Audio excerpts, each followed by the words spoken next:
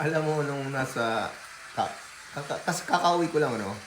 Nung nasa Pilipinas, ay nasa Bicol ako. Yung santol hindi pa tagbunga. So, pagbalik ko dito sa Australia, alam mo, ang santol may bunga na. Tagbunga ang santol dito sa Australia. So, ito makakatikim tayo bago ang Pilipinas.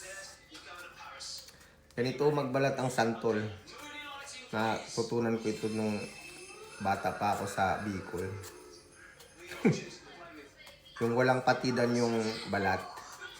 Circle lang siya. Kita ko sa'yo, haba oh. Tapos,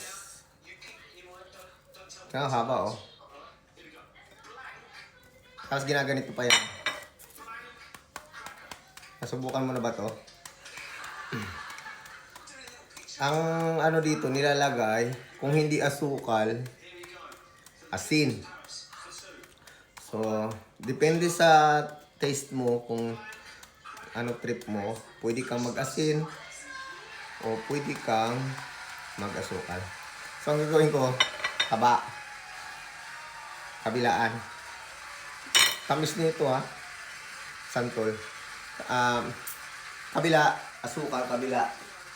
Asin.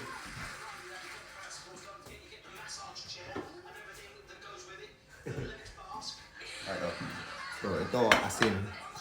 May asin. Asin to. Itong kabila. Asukal. Asukal. Asukal.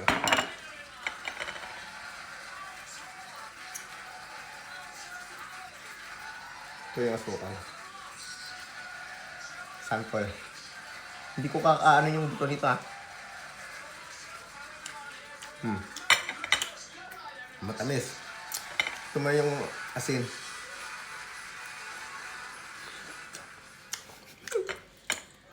Parehas matamas. Parehas masarap.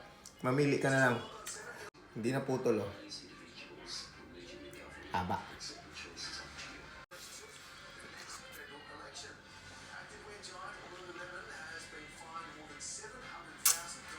Ang laki. Hindi ko kayang lunukin.